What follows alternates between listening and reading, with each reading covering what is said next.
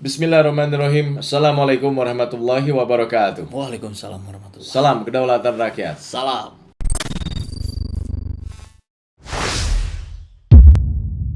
Sahabat, ini Kang Epul Ya. ada video yang sebenarnya ini sepertinya udah lama ini. Video Surya Paloh, Oke. Nasdem ya. Nasdem.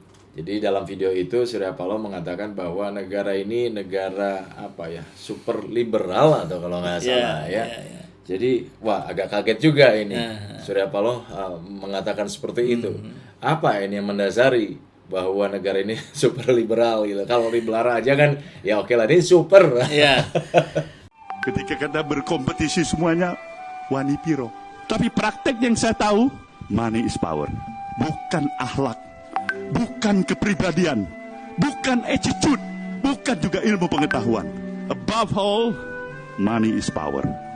Artinya sebenarnya kita ini malu-malu kucing untuk mendeklarasikan Indonesia hari ini adalah negara kapitalis yang liberal.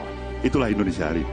Tidak ada pengamat, peneliti, lembaga ilmiah. Kenapa nggak diproklamirkan? You tahu nggak bangsa kita ini bangsa kapitalis hari ini? You tahu nggak bangsa kita ini bangsa yang super liberal hari ini? Ngomong Pancasila, di mana itu Pancasila? Begini, saya kira video lawas itu kembali viral karena kita melihat pergerakan negeri ini sepertinya bukan mengarah pada kebaikan, mengarah pada perbaikan, tapi semakin menuju pada proses penenggelaman. Dan ini yang harus kita cegah. Saya tidak tahu yang memviralkannya kembali siapa, tapi kalau kita lihat di videonya itu ada watermark macan idealis. Saya kira itu salah satu yang bersama-sama kita juga saat tempo hari membantu Prabowo Sandi. Masuk pada konten apa yang disampaikan oleh Surya Paloh luar biasa, keras sekali itu. Ada juga beberapa kalimat yang menegaskan, apa itu orang-orang bilang Pancasila, Pancasila. Ini jelas-jelas negara liberal. Lihat ini faktanya begini gitu.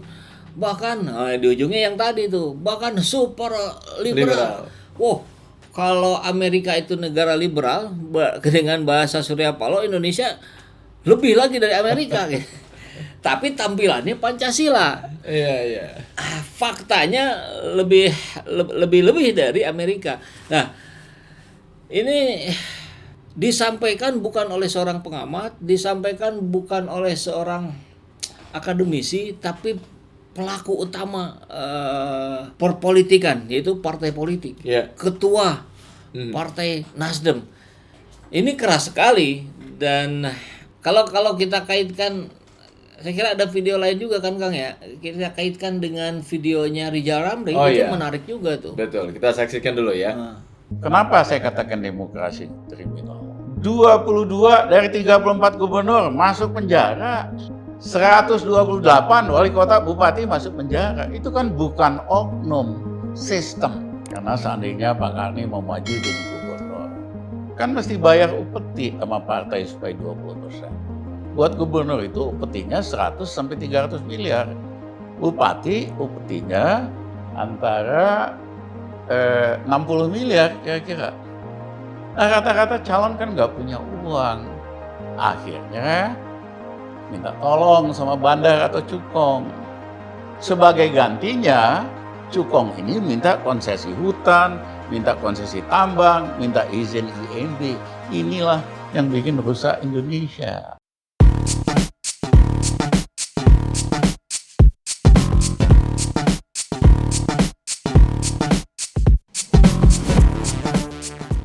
Kalau bicara soal super liberal, berarti ada relevansi yang sangat kuat dengan penguasaan oligarki di dalam pemerintahan gitu.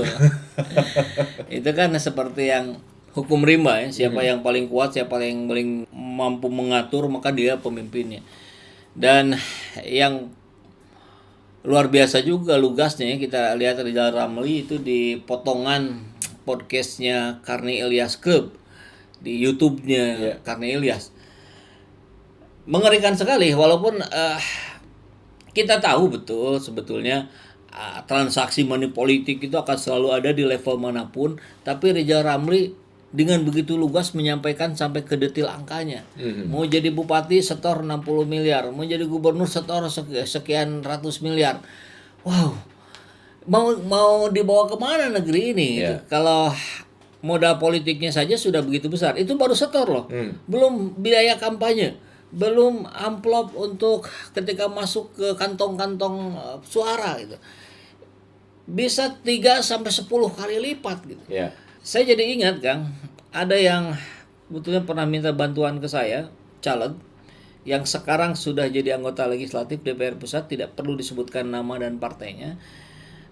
Tapi karena pernah kita bantu beberapa kali, dan kemudian terakhir dia minta bantuan untuk pemenangan kampanye dia sebagai caleg di dapilnya. Kita sudah susun itu dengan begitu rapi, bagus, strategis menurut kita, dengan langkah-langkah yang detail.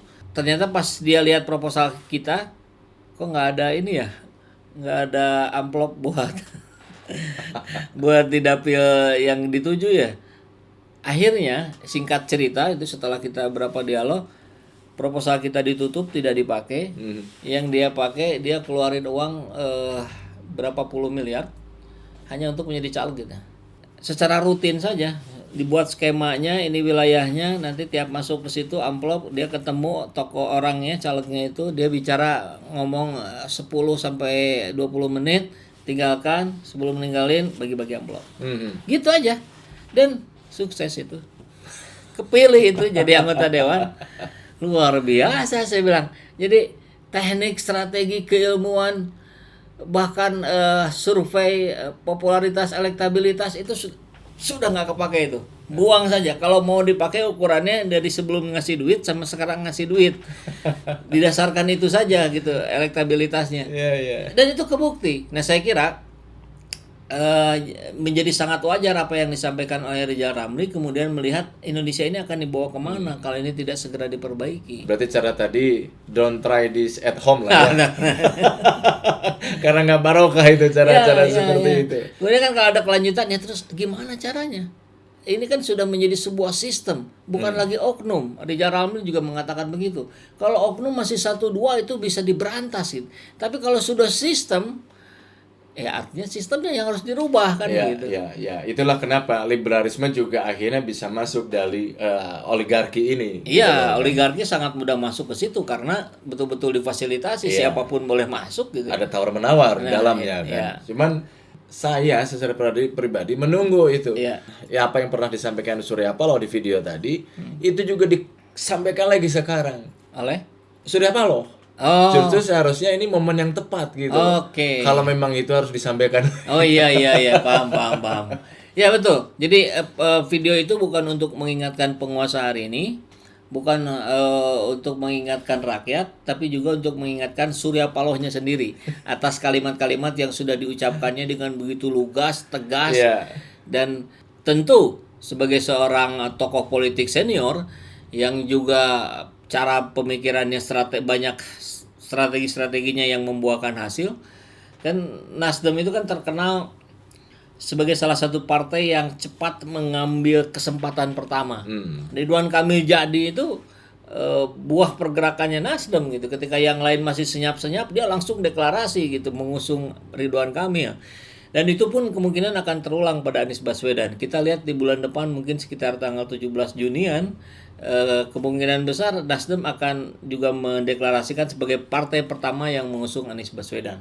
Nah, atas kata-katanya yang terdahulu, kita akan coba terus ingatkan melalui berbagai saluran bahwa yang akan dibangun dengan kepemimpinan Anies Baswedan, insya Allah nanti terpilih, itu harus dijauhkan dari cara-cara liberal gitu. Kalau tidak, sama saja ya kita hantam terus.